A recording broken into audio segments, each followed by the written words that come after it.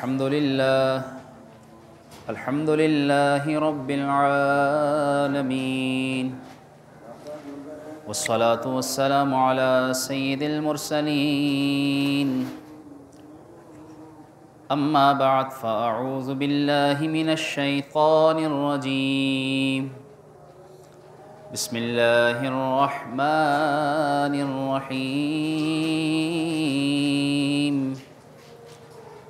قال الله تعالى في القرآن المجيد والفرقان الحميد يريدون ليطفئوا نور الله بأفواههم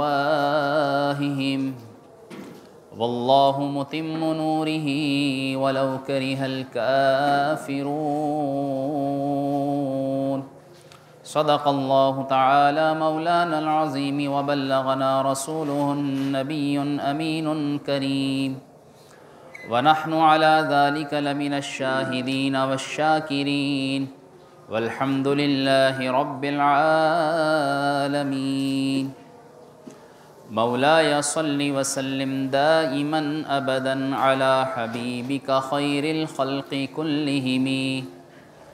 هو الحبيب الذي ترجى شفاعته لكل هول من الأهوال مقتحم محمد سيد الكونين والثقلين والفريقين من عرب ومن عجم يا صاحب الجمال ويا سيد البشر من وجهك المنير لقد نفر القمر لا يمكن الثناء كما كان حقه بعد از خدا بزرگ توی قصہ مختصر ہزار بار بشویم دہن ز مشک و گلاب ہنوز نام تو گفتن کمال بے ادبیست۔ حمد و صلات کے بعد اللہ رب العالمین کا ہم شکر ادا کرتے ہیں کہ رب عز و جل نے ہمیں اپنے گھر میں حاضری کی سعادت بخشی، اور درود و سلام ہوں اللہ کے آخری نبی محمد عربی صلی اللہ تعالیٰ علیہ وآلہ وسلم اور آپ کی آل، آپ کے اصحاب، آپ کی ازواج، آپ کے اہل بیت، آپ کے صحابہ، تابعین، تبع تابعین پر، اور آپ صلی اللہ تعالیٰ علیہ وآلہ وسلم کی امت کے اولیاء کاملین، علماء راسخین، تمام مؤمنین و مؤمنات اور مسلمین و مسلمات پر اللہ کی عنایتیں ہوں، اور بالخصوص ہم جتنے حاضر ہیں جن کے جو رشتہ دار دنیا سے چلے گئے، اور بالخصوص اگر والدین پردہ فرما گئے تو اللہ تعالیٰ ان کی بے حساب بخشش فرمائے۔ آج 4 رجب المرجب 1444 سن ہجری، 27 جنوری سن 2023، آج کی گفتگو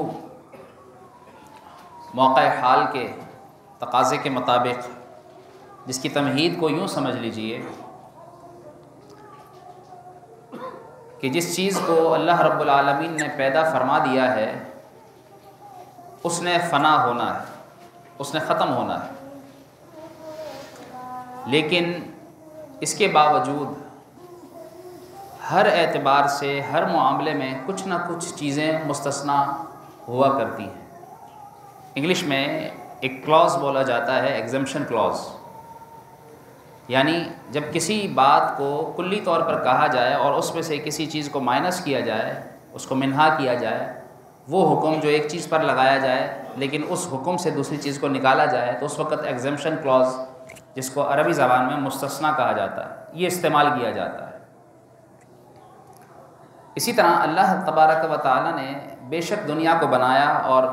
دنیا میں جو چیز پیدا ہوئی سوائے اللہ تبارک و تعالیٰ کی ذات کے ہر شے حادث ہے۔ حادث کا معنی جو چیز پہلے نہیں تھی بعد میں ہے، اور جو چیز بعد میں آئی ہے ایک وقت آئے گا کہ اللہ تعالیٰ اسے فنا فرما دے گا۔ جس طرح وہ نہیں تھی ایک وقت آئے گا کہ وہ نہیں ہوگی، لیکن اللہ رب العالمین جسے چاہے اسے باقی رکھے، یہ بھی اللہ تعالیٰ کی قدرت سے کوئی بعید نہیں۔ جیسے اللہ تبارک و تعالیٰ کا بھیجا ہوا یہ دین اسلام یہ تا قیامت باقی رہے گا۔ اسی طرح یاد رکھیے کہ جسے اللہ رب العالمین جب تک بچانا چاہے اسے کوئی مٹا نہیں سکتا۔ جسے شاعر نے یوں قلم بند کیا ہے کہ فانوس بن کے جس کی حفاظت ہوا کرے، جب کوئی شمع جل رہی ہو وہ اس وقت تک نہیں بجھ سکتی جب تک اللہ تعالیٰ اسے نہ چاہے۔ جب اللہ چاہے گا تو وہ شمع بجھ جائے گی، اور اللہ تبارک و تعالیٰ جب حفاظت فرماتا ہے تو بسا اوقات دشمن کی گود میں ہی دشمن سے پرورش کروا دیتا ہے، جیسے موسیٰ علیہ السلام کی پرورش دشمن فرعون کی گود میں اللہ تعالیٰ نے کروائی۔ اسی طرح شمع جو ہوا جسے بجھا دیتی ہے، لیکن اگر اسی ہوا کو اللہ تعالیٰ اس شمع کا محافظ بنا دے تو وہی شمع فانوس بن کر اس شمع کی حفاظت کرتی ہے۔ جسے یوں ہی لکھا ہے کہ فانوس بن کے جس کی حفاظت ہوا کرے وہ شمع کیا بجھے جسے روشن خدا کرے۔ جسے اللہ روشن کرے پھر اس شمع کو کون بجھا سکتا ہے۔ اور حال ہی میں رواں ہفتے جو سویڈن میں قرآن کریم کی بے حرمتی کی گئی اور معاذ اللہ مسلمانوں کے جذبات کو مجروح کیا گیا اور قرآن کریم کو نظر آتش کیا گیا، آپ دیکھیے کہ قرآن کو وہ سمجھتے ہیں کہ ہم جلا دیں گے تو یہ مٹ جائے گا۔ یاد رکھیے اللہ کا کلام بھی وہ اللہ کا کلام ہے جسے اللہ رب العالمین جب تک چاہے گا اسے باقی رکھے گا، اور اللہ کا کلام ہمیشہ باقی رہنے والا ہے۔ قرآن کریم میں اللہ تعالیٰ نے بیان فرما دیا انا نحن نزلنا الذکر، بے شک ہم نے یہ ذکر نازل کیا ہے، وَإِنَّا لَهُ لَحَافِظُونَ، اور ہم ہی اس کی حفاظت فرمانے والے ہیں۔ جب اللہ اس کی حفاظت فرمانے والا ہے تو اسے کون مٹا سکتا ہے؟ لیکن پھر بھی دین اسلام ایک ایسا دین ہے جس کے خلاف شروع سے سازشیں کی گئیں، اسے مٹانے کی کوششیں کی گئیں۔ یہودیوں نے کس طرح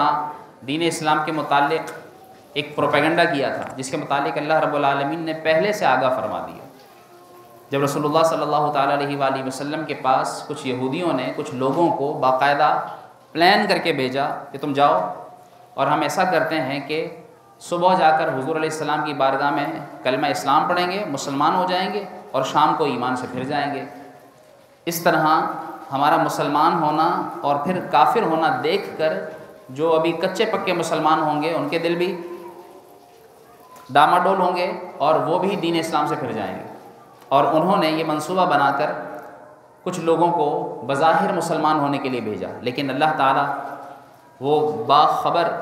علیم و خبیر ہے جس نے رسول اللہ صلی اللہ تعالیٰ علیہ وآلہ وسلم کو قرآن وحی کے ذریعے ان کی اس سازش سے پہلے ہی آگاہ فرما دیا، اور ان کا یہ پلان، ان کا یہ منصوبہ ناکام کر دیا، بے نقاب کر دیا۔ اور اللہ تعالیٰ نے فرمایا وقالت طائفة من اہل الکتاب آمنوا بالذی انزل علی الذین آمنوا وجہ النہار واکفروا آخرہ لعلہم یرجعون، کہ ایک گروہ نے یہ کہا کہ ہم اہل کتاب میں سے جا کر ایسا کرتے ہیں کہ دن کے شروع آغاز میں پہلے مسلمان ہو جائیں گے اور پھر دن کے آخر میں پھر جائیں گے، ہو سکتا ہے یہ مسلمان واپس پلٹ جائیں۔ تو اللہ تعالیٰ نے پہلے سے آگاہ کر دیا، اور رسول اللہ صلی اللہ علیہ وسلم نے ان کا یہ منصوبہ اپنے صحابہ کو پہلے سے بیان فرما دیا۔ اسی طرح آپ دیکھیے یہ تمہید جو میں عرض کر رہا ہوں کہ اللہ تبارک و تعالیٰ نے ان کافروں، ان یہودیوں اور عیسائیوں اور جو غیر مسلم ہیں، جو مسلمان کے اسلام کے دشمن ہیں، ان کے اس طرح کی دلی بغض و عناد کو اللہ تبارک و تعالیٰ نے قرآن کریم میں تا قیامت جو بھی یہ منصوبہ پلان کرنے والے ہیں اللہ تعالیٰ نے قرآن میں بیان فرما دیا ہے۔ اور اللہ تعالیٰ نے فرمایا یریدون لیطفئوا نور اللہ بافواہہم، یہ سمجھ رہے ہیں کہ یہ اللہ کے نور کو اپنے منہ سے بجھا دیں گے، واللہ متم نورہ، لیکن اللہ رب العالمین اپنے نور کو جب تک چاہے گا روشن رکھے گا، جب تک اللہ تعالیٰ چاہے گا۔ ولو کرہ الکافرون، ان کو کتنا ہی برا لگتا رہے، لیکن اللہ کا دین، اللہ کا کلام، اللہ کا قرآن اور رسول اللہ صلی اللہ علیہ وآلہ وسلم اور آپ کے ماننے والے مسلمان جب تک اللہ چاہے گا انہیں تا قیامت سلامتی عطا فرمائے گا۔ اور اس طرح بیان فرما دیا، هو الذی ارسل رسولہ بالہدی ودین الحق لیظہرہ علی الدین کلہ، وہ رب وہی ذات ہے کہ جس نے اپنے رسول کو بھیجا ہے، اس لیے بھیجا ہے تاکہ آپ کے ذریعے اللہ تعالیٰ اپنے دین کو ہر دین کے اوپر ظاہر فرما دے، غلبہ عطا فرما دے۔ ان مشرکوں کو کتنا ہی برا لگے، ان کافروں کو کچھ بھی برا لگتا رہے، اب وہ تو اپنے دلی بغض اور عناد کا اظہار کرتے ہیں اور اس طرح مسلمانوں کے جذبات کو مجروح کرنے کی کوشش کرتے ہیں، لیکن آپ دیکھیے کہ اللہ تبارک و تعالیٰ جب یہ گستاخی کرتے ہیں قرآن کی، یا جب یہ رسول اللہ صلی اللہ علیہ وسلم کی شان میں گستاخی کرتے ہیں، تب اللہ تبارک و تعالیٰ مسلمانوں کے ایمان کو اور زیادہ مضبوطی عطا فرما دیتا ہے، اور الحمدللہ ہمارا ایمان مضبوط ہوتا ہے۔ اس لیے گویا نور خدا ہے، کفر کی حرکت سے خندہ زن، یہ کفر کی جو حرکتیں ہیں، کبھی جلانا، کبھی گستاخی کرنا، کبھی خاکے بنانا، کبھی نہ جانے کیا کیا اول فول بکنا دین کے بارے میں، رسول اللہ صلی اللہ علیہ وسلم کی شان میں، لیکن یہ ساری چیزیں جو نور خدا ہیں، نور خدا ہے، حرکت کفر پہ خندہ زن، ان کی یہ جو حرکتیں ہیں ان پر نور خدا مسکرا رہا ہے۔ کیوں؟ وہ بتا رہا ہے کہ پھونکوں سے یہ چراغ بجھایا نہ جائے گا، یہ کتنی پھونکیں مار لیں یہ، لیکن یہ اللہ کا روشن کیا ہوا چراغ یہ جلتا رہے گا، یہ ہمیشہ روشن رہے گا، اور یہ نور ایمان جو مسلمانوں کے دل میں اللہ نے روشن کر دیا ہے، اللہ تبارک و تعالیٰ اسے جب تک چاہے گا محفوظ رکھے گا۔ آج کی گفتگو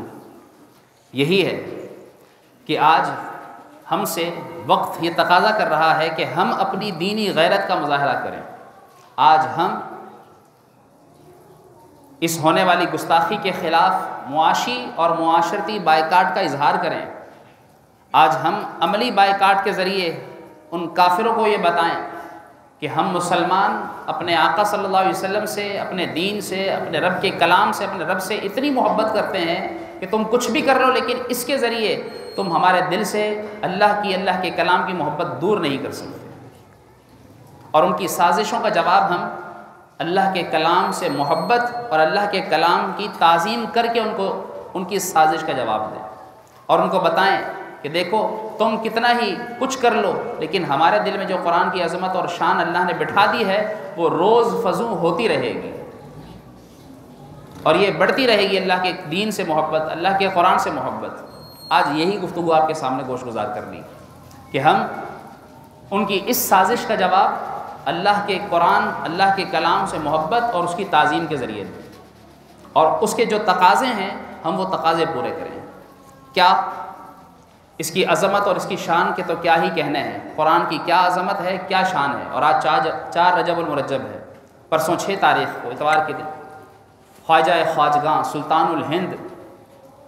جن کا لقب ہے عطائے رسول، معین الدین، جو نسبت کے اعتبار سے چشتی ہیں، جو سنجری کہلاتے ہیں، علاقہ سجستان کے علاقے سنجر میں پیدا ہونے کی وجہ سے، وہ جن کا نام حسن ہے، جسے ہم خواجہ خواجگاہ خواجہ معین الدین چشتی رحمۃ اللہ تعالی علیہ اجمیری کے نام سے ہم ان کو یاد کیا کرتے ہیں۔ ان کا یہ عرس ہے، ان کے ملفوظات میں لکھا ہوا ہے، ان کا بھی ذکر ہو رہا ہے، اور ان کے ملفوظات کے ذریعے دیکھیے کہ قرآن کی عظمت اور شان کس طرح بیان کی جا رہی ہے۔ آپ فرماتے ہیں یمین الدین دولہ ابو القاسم سلطان محمود غزنوی، جو اپنے وقت کا بہت بڑا بادشاہ گزرا ہے 1030 سنہ عیسوی میں، یعنی آج سے تقریباً 1100 سال پہلے، تقریباً 1100 سال پہلے تقریباً جن کا انتقال ہوا، ان کے بارے میں آتا ہے، آپ لکھتے ہیں خواجہ معین الدین چشتی رحمۃ اللہ تعالی فرماتے ہیں کہ آپ کے انتقال کے بعد کسی نے آپ کو خواب میں دیکھا اور آپ سے پوچھا کہ بتاؤ اللہ نے تمہارے ساتھ کیا معاملہ کیا، کیا بنا تمہارے ساتھ؟ وہ کہتے ہیں ویسے تو میں بڑے کام میں نے کیے، دین کی خدمت کی، مسلمانوں کو علاقے کے علاقے فتح کر کے دیے، ان کی سلطنتیں قائم کر دی، میں نے علماء کی تعظیم کی، میں نے مسجدیں آباد کی، میں نے قرآن کی خدمت کی، سب کچھ کیا، لیکن ایک عمل ایسا جس کے بدلے اللہ تعالیٰ نے مجھے انعام کیا دیا، فرماتے ہیں کہ میں کسی جگہ ٹھہرا ہوا تھا، جس کمرے میں مجھے آرام کرنا تھا وہاں قرآن رکھا ہوا تھا، جب میں لیٹنے لگا تو میری نظر اس قرآن پر پڑی تو میرے دل سے آواز آئی کہ جہاں قرآن رکھا ہوا ہے میں وہاں پاؤں پھیلا کر کیسے لیٹ سکتا ہوں. قرآن کی تعظیم، قرآن کی محبت. فرماتے ہیں کہ میں نے گوارا نہیں کیا کہ میں لیٹوں، پھر دل میں خیال آیا کہ میں قرآن کریم کسی اور جگہ رکھوا دوں، لیکن پھر کہتے ہیں میرے دل سے قرآن کی عظمت کا یوں اظہار ہوا، میرے دل نے جواب دیا کہ اپنی خاطر قرآن کو کہیں اور رکھوائے گا. کہتا ہے کہ میں نے ساری رات یوں ہی گزار دی اور صبح میں اپنے سفر پر روانہ ہو گیا. بس جب انتقال ہو کر اللہ کی بارگاہ میں پیش ہوا، اللہ کو قرآن کی میری یہی تعظیم کرنا پسند آ گیا، اور اسی چھوٹے سے عمل کی وجہ سے اللہ نے میری بخشش فرما دی. قرآن کی تعظیم کہ اتنے سے عمل پر ان کی بخشش کر دی گئی. ایک روایت میں آتا ہے ایک فاسق و مولن ایک شخص بد کردار جب دنیا سے مرا، اسے کسی نے دیکھا، خواب میں دیکھا کہ جنت میں عالی شان محل میں اور بادشاہوں والا شاہانہ لباس پہن کر سیر کرتا پھر رہا. اسے کسی نے پوچھا کہ بھائی تم تو ایسے نہیں تھے، آخر تم جنت میں کیا کر رہے ہو؟ کہنے لگا بس میرا بھی کوئی عمل واقعی اس قابل نہیں تھا کہ میں اللہ کی بارگاہ میں پیش کرتا، لیکن بس ایک کام تھا کہ جب بھی کہیں جاتا اور مجھے قرآن نظر آ جاتا تو قرآن کی تعظیم میں کھڑا ہو جایا کرتا تھا. قرآن کی تعظیم میں کھڑا ہو جاتا تھا، اور جب تک کھڑا رہتا تھا، جب میرے سامنے قرآن آ جاتا تھا تو میں قرآن کو دیکھتا رہتا تھا. بس وہ کھڑا ہونا اور قرآن کی تعظیم میں اس کو دیکھتے رہنا یہی اللہ کو پسند آ گیا، اور اللہ نے میرے سارے گناہ معاف فرما دیے. تو یہ قرآن کی تعظیم ہے. آج کوئی قرآن کی محبت ہمارے دل سے کیسے نکال دے؟ یہ قرآن کی تعظیم، یہ قرآن کی محبت، یہ ہم سے کچھ تقاضے کرتی ہے. آج ہمیں اپنے دل میں قرآن کی محبت کو بٹھانا ہے. علماء فرماتے ہیں کہ قرآن اللہ کا وہ کلام ہے کہ جس کو پڑھنے والا قاری بن جاتا ہے، جس کو یاد کرنے والا حافظ بن جاتا ہے، جس کو پڑھ کر سمجھ لینے والا اللہ تبارک و تعالیٰ کے دین کا عالم بن جاتا ہے. اور جب کوئی اسے اللہ کی رضا کی خاطر پڑھتا ہے تو اللہ تبارک و تعالیٰ اس پڑھنے والے کو اس قرآن کی برکت سے ایسی برکتیں عطا فرماتا ہے کہ وہ دنیا تو دنیا، آخرت میں بھی اللہ کی بارگاہ میں ایسا منظور ہوگا، ایسا سرخرو ہوگا کہ اللہ تبارک و تعالیٰ قرآن کے حافظ کو قیامت کے دن فرمائے گا کہ جنت کے پہلے درجے سے پڑھنا شروع کر، پڑھتا جا الحمد سے والناس، جہاں تک پڑھے گا جتنے درجے طے کرے گا سارے جنت کے درجے تجھے عطا کیے جائیں گے. قرآن کی کتنی تعظیم ہے، کتنی برکت ہے، کتنا اس کا کمال ہے، قرآن کی کیا شان ہے. اب اس کے تقاضے کیا ہیں؟ اس کی محبت، اس کی تعظیم ہم سے کچھ تقاضے کرتی ہے، اور وہ تقاضے کیا ہیں؟ اس کا پہلا تقاضا یہ ہے کہ قرآن کو صحیح تلفظ سے پڑھا جائے، قرآن کو صحیح مخرج سے، صحیح الفاظ کی ادائیگی سے اس سے سیکھا جائے. لیکن افسوس آج کا مسلمان قرآن سے محبت کا دعویٰ بھی کرتا ہے. میں سے کون کہے گا کہ جس کو قرآن سے محبت نہیں؟ ضرور محبت ہے. آج دیکھیے گستاخ لوگ، کافر، غیر مسلم ہمارے رب کے کلام کا کس طرح گویا مذاق بنا رہے ہیں، اور وہ ہمیں ابھار رہے ہیں کہ مسلمانوں تمہاری کیا ہمارے سامنے اوقات. اور وہ ہمارے رب کے کلام کو دیکھ کے سویڈن میں جلایا گیا، کس طرح نظر آتش کیا گیا. اور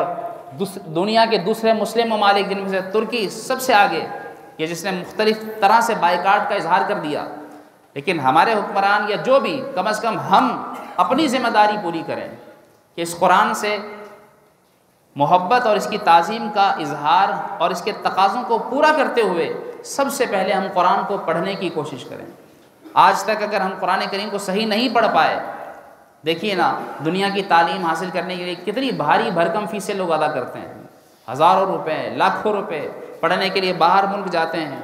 مشکل سفر کرتے ہیں، سردی گرمی برداشت کرتے ہیں، اور پھر وہ دنیا کی تعلیم حاصل کرتے ہیں. لیکن قرآن کی تعلیم جو مدارس میں مفت دی جاتی ہے، جو آپ کی سہولت کے مطابق پڑھائی جاتی ہے، لیکن افسوس کہ مسلمان قرآن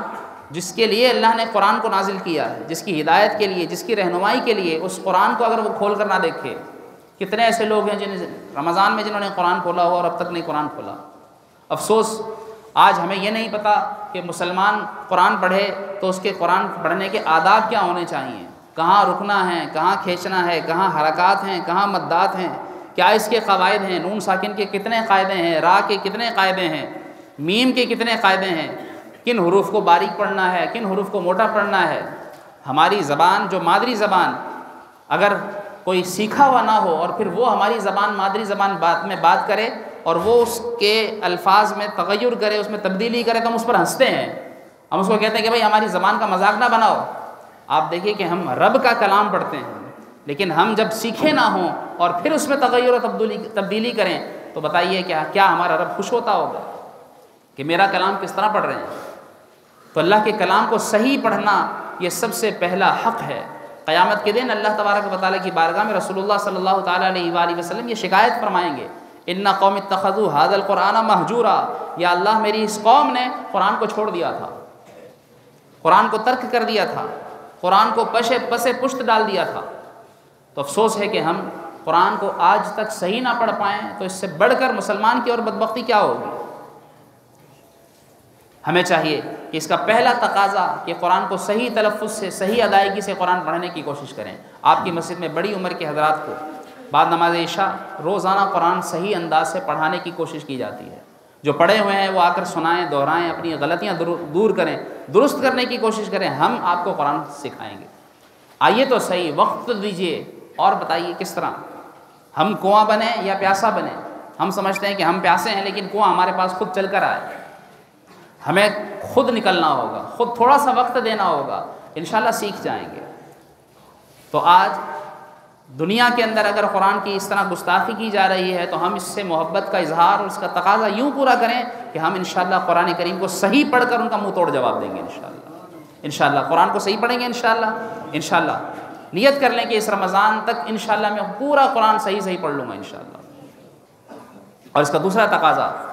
کہ پھر قرآن کریم کو پڑھنے کے ساتھ ساتھ اسے کچھ نہ کچھ سمجھا بھی جائے، اسے سمجھنے کی بھی کوشش کی جائے۔ مسلمان قرآن پڑھے لیکن قرآن کو سمجھے نہ تو مجھے بتائیے کیا فائدہ؟ اللہ نے تو یہ قرآن ہمارے سمجھنے کے لیے، ہماری ہدایت، ہماری رہنمائی کے لیے نازل فرمایا ہے۔ ہمیں کوئی چٹھیاں بھیجتا رہے، میسج بھیجتا رہے اور وہ ہماری زبان میں نہ ہو، چائنیز زبان میں لکھ کر بھیج دے، ہمیں کیا پتہ چلے گا؟ اور اگر وہ بھیج دیا اس نے تو اب ہماری ذمہ داری بنتی ہے کہ ہم اسے سمجھیں، اسے پڑھیں۔ مثال کے طور پر اس نے کسی کے انتقال کی خبر دی اور ہم نے اسے کھول کر ہی نہیں دیکھا، یا کھول کر دیکھا تھا لیکن وہ کسی اور زبان میں تھا اور ہمیں سمجھ میں نہیں آیا، اور کل کو اس سے ملیں گے تو وہ کہے گا تم میرے والد کے انتقال پر نہیں آئے، میں نے تو تمہیں میسج کیا تھا۔ وہ کہے گا مجھے سمجھ نہیں آیا، تو وہ کہے گا بھائی کسی سے پوچھ لیتے، میرا میسج آیا تھا، کوئی تو بات ہوگی۔ آپ دیکھیے کہ قیامت کے دن اللہ تبارک و تعالیٰ کی بارگاہ میں جب ہم پہنچیں گے تو اس وقت رب تعالیٰ بھی ہم سے سوال کرے گا کہ میں نے تمہارے لیے یہ بھیجا تھا قرآن، یا اللہ سمجھ نہیں آتا تھا تو سمجھ نہیں آتا تھا تو پڑھ لیتے، سیکھتے، پڑھنے کی کوشش کرتے، سمجھنے کی کوشش کرتے۔ اگر نہیں سمجھا اور اسے یوں ہی بند کیے رکھا، یہ صرف پڑھا اور عادتاً پڑھا، بس سورہ ملک پڑھ لی، سورہ واقعہ پڑھ لی، سورہ رحمان پڑھ لی، سورہ واقعہ پڑھ لی، سورہ یاسین پڑھ لی، بس یہ صورتیں پڑھ کر اگر ہم نے اس طرح قرآن کریم کے ساتھ سلوک کیے رکھا تو پھر یاد رکھیے اللہ کی بارگاہ میں قیامت کے دن یہ قرآن بھی اللہ کی بارگاہ میں پھر شکایت کرے گا، اور اس وقت یہ قرآن اللہ تبارک و تعالیٰ کی بارگاہ میں جب ہماری شکایت کرے گا تو اس وقت پھر ہمیں بڑی شرمندگی ہوگی۔ یاد رکھیے اس وقت یہ قرآن اللہ کی بارگاہ میں اگر ہماری شکایت کرے گا تو اس وقت ہمیں سر جھکانا نہ پڑ جائے۔ اور آج اگر ہم قرآن کو سمجھیں گے نہیں اور صرف اسے اپنے مطلب کے لیے رکھ لیں گے کہ بھائی بس قرآن ہے، بس اسے ہم نے اپنے مطلب کے لیے رکھ لیا اور اسے جہاں پر بھی ضرورت پڑی وہاں استعمال کر لیا، تو پھر یاد رکھیے اللہ کی بارگاہ میں بڑی اس وقت شرمندگی ہوگی۔ ہمیں یہ کرنا ہے،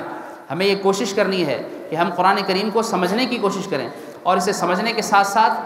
اس کا حق ادا کرنے کی کوشش کریں، ورنہ یہ قرآن کیا کہے گا؟ یہ قرآن تو اب بھی کہتا ہے طاقوں میں سجایا جاتا ہوں، آنکھوں سے لگایا جاتا ہوں، تعویذ بنایا جاتا ہوں، دھو دھو کے پلایا جاتا ہوں۔ یہی تو رہ گیا آج، کیا کر رہے ہیں؟ دھو دھو کر پلا رہے ہیں، تعویذ بنا بنا کر رکھ رہے ہیں، کھول کر پڑھ نہیں رہے، اس کو سمجھ نہیں رہے۔ قیامت کے دن اللہ کی بارگاہ میں جب یہ شکایت کرے گا، جزدان حریر و ریشم کے اور پھول ستارے چاندی کے، پھر عطر کی بارش ہوتی ہے، خوشبو میں بسایا جاتا ہوں، بس یہ کرتے ہیں، اوپر لپیٹ لپیٹ کے اوپر رکھ دیا، الماری کے سجا دیا، رکھا ہوا ہے۔ اور پھر جب یہ کہے گا جس طرح سے طوطا مینا کو کچھ بول سکھائے جاتے ہیں اس طرح پڑھایا جاتا ہوں، اس طرح سکھایا جاتا ہوں، بس ہم نے بھی اپنے بچوں کو 2 صورتیں سکھا دی، 10 صورتیں سکھا دی، بس اس کے بعد ختم، پڑھنے کے بعد سمجھنے کی کوئی کیا ضرورت نہیں۔ قیامت کے دن جب یہ کہے گا، جب قول و قسم لینے کے لیے تکرار کی نوبت آتی ہے، پھر میری ضرورت پڑتی ہے، ہاتھوں پہ اٹھایا جاتا ہوں، پھر اس پر ہاتھ رکھ کے قسم اٹھاتے ہیں، کورٹ میں اس پر ہاتھ رکھ کر کہتے ہیں کہ سچ کے سوا کچھ نہیں کہوں گا، جو کہوں گا سچ کہوں گا، بس اس لیے ہے یہ۔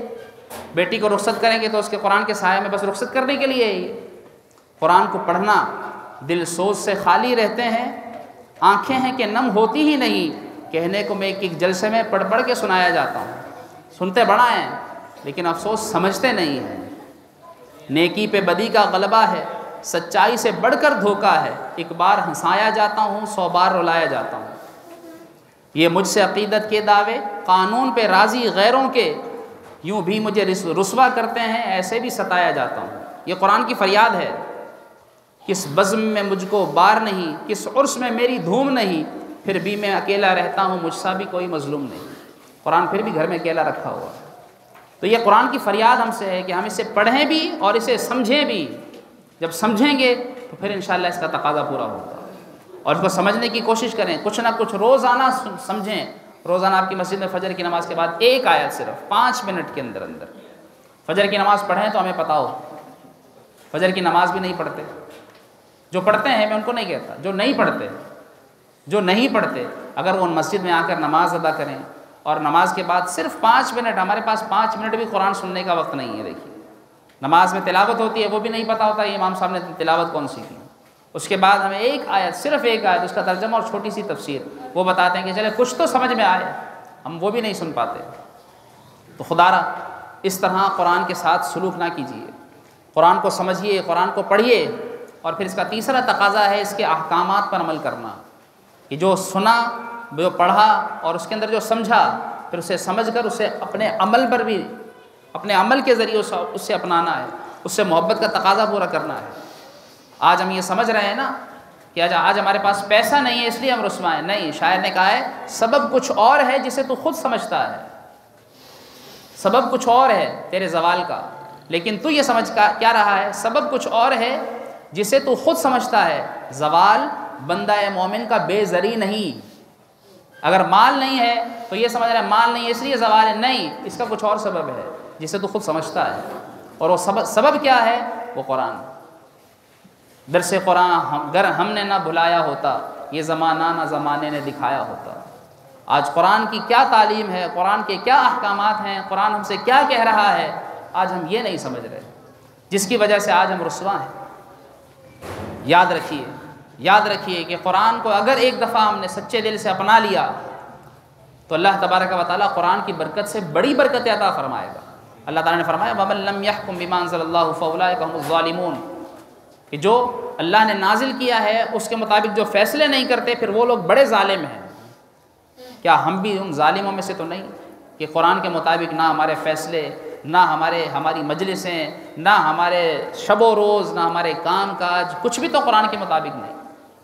کیا ہم ظالموں میں سے تو نہیں؟ اور اگر ہم قرآن کو اپنا لیں، اللہ تعالیٰ نے قرآن کریم میں فرمایا وَلَوْ أَنَّهُمْ أَقَامُوا التَّوْرَاةَ وَالْإِنجِيلَ وَمَا أُنزِلَ إِلَيْهِم مِّن رَّبِّهِمْ لَأَكَلُوا مِن فَوْقِهِمْ وَمِن تَحْتِ أَرْجُلِهِمْ،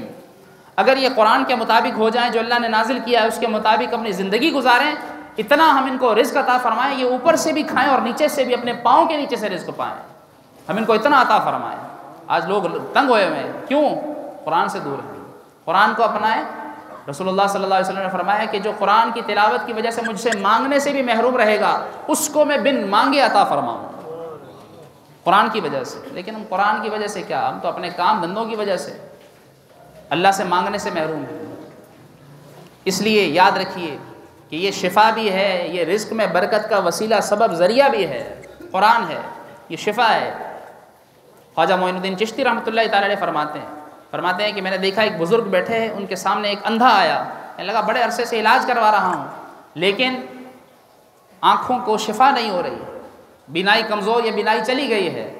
وہ بزرگ بڑے اللہ والے تھے، فرماتے ہیں کہ انہوں نے سامنے قرآن مجید رکھا تھا،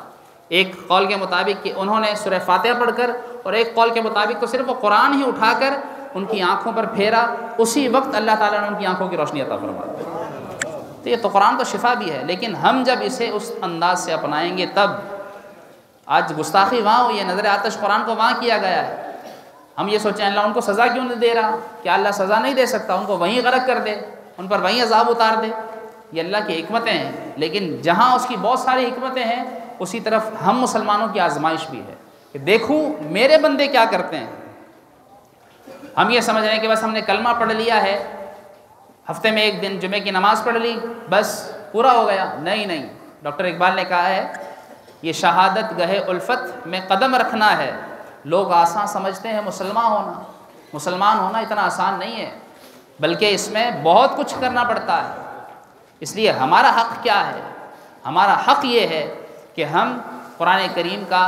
جو بھی اس کا حکم ہے اس حکم پر عمل کرنے کی کوشش کریں۔ ہمارا حق یہ ہے کہ ہم اسے صحیح پڑھیں، ہمارا حق یہ ہے کہ ہم اسے سمجھیں، ہمارا حق یہ ہے کہ ہم اس کی تعلیمات کو عام کریں، اپنے بچوں کو قرآن سکھائیں، بچوں کو قرآن سمجھائیں، اپنی خواتین کو قرآن سکھائیں اور ان کو اس کا علم بتائیں، ان کو اس قرآن کریم کا علم دلوائیں، سکھوائیں، پڑھوائیں، اور پھر جو ہے وہ ہم اس کے تقاضے پورے کرنے کی کوشش کریں، پھر اللہ تبارک و تعالیٰ کی بارگاہ میں ہم سرخرو ہو سکیں گے۔ اس لیے یاد رکھیے کہ قرآن کریم کے ہم سے یہ جو تقاضے ہیں یہ ہمیں پورے کرنے ہوں گے۔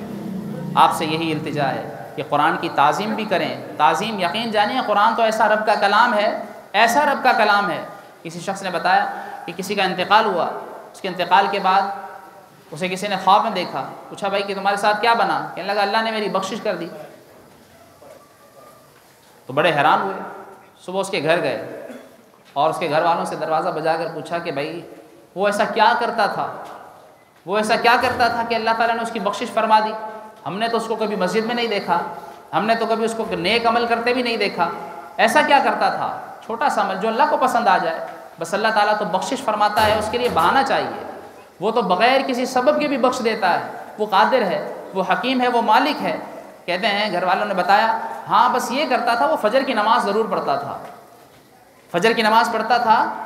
اور نماز پڑھنے کے بعد بسا اوقات قرآن کریم مسجد میں ہی اور کبھی کبھی گھر آتا تھا، گھر آ کر قرآن اٹھاتا تھا، اس کو قرآن پڑھنا بھی نہیں آتا تھا، بس قرآن اٹھا کر ہاتھ پھیرتا جاتا تھا اور کہتا جاتا تھا یا اللہ مجھے پڑھنا تو نہیں آتا کیا لکھا ہے، بس یا اللہ بس اتنا جانتا ہوں جو لکھا ہے سچ لکھا ہے۔ بس یہ پڑھتا جاتا تھا، انگلی پھیرتا جاتا تھا، یہی کہتا جاتا تھا۔ وہ کہتے ہیں کہ بس اللہ کو یہی عمل پسند آ گیا اور اسی عمل پر اللہ نے اس کی بخشش فرما دی۔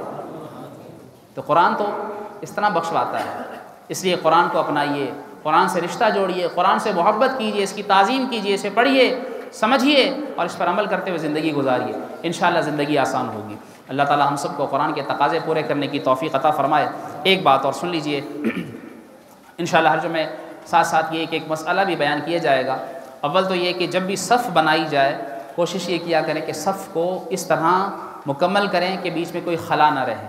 گیپ نہ رہے۔ بہت سے لوگ جب عام نمازوں میں، جمعے میں تو چلو رش ہوتا ہے لوگ آ جاتے ہیں، لیکن عام نمازوں میں یہاں یا کہیں پر بھی نماز پڑھیں کوشش کیجئے کہ جب تک اگلی صف پوری نہ ہو پیچھے نماز شروع نہ کریں، اور جہاں تک ہو سکے صف کو مکمل کیجئے اور کندھے سے کندھا جوڑ کر کھڑے ہوں۔ بس اوقات جگہ باقی ہوتی ہے پیچھے نماز شروع کر دیتے ہیں، تو یہ یاد رکھیے درست انداز نہیں۔ اور دوسرا مسئلہ یہ سمجھ لیجئے کہ جب ہم ثنا پڑھتے ہیں تو اس میں بہت سے لوگوں کی یہ پکی غلطی ہے، سبحانک اللہم وبحمدک وتبارک اسمک وتعالی جدک، لوگ اسے کھینچتے نہیں ہیں، پڑھتے ہیں سبحانک اللہم وبحمدک وتبارک اسمک وتعالی جدک، وتعالی جدک، وتعالی جدک نہیں ہے، وتعالی جدک، لام کو کھینچنا ہے۔ تو یہ بہت سے لوگوں کی غلطی ہوتی ہے کہ ان کو اس ثنا پڑھتے ہوئے یہی غلطی ان کی درست نہیں ہوتی۔ تو اب آپ سوچیں گے کہ امام صاحب جمعے کے دن یہ بات جی اس لیے بتا رہا ہوں کہ لوگ ویسے تو آتے نہیں ہیں سیکھنے، اور ہم کب سکھائیں؟ یہ موقع ہے کہ چلیں اس موقع پر کچھ نہ کچھ سیکھ لیں۔ تو آج یہ مسئلہ سیکھ کر جائیے، ثنا پڑھتے ہوئے سبحانک اللہم وبحمدک وتبارک اسمک وتعالی جدک ولا الہ غیرک۔ اللہ تعالیٰ ہم سب کو صحیح نماز سیکھنے، صحیح قرآن سیکھنے کی توفیق عطا فرمائے۔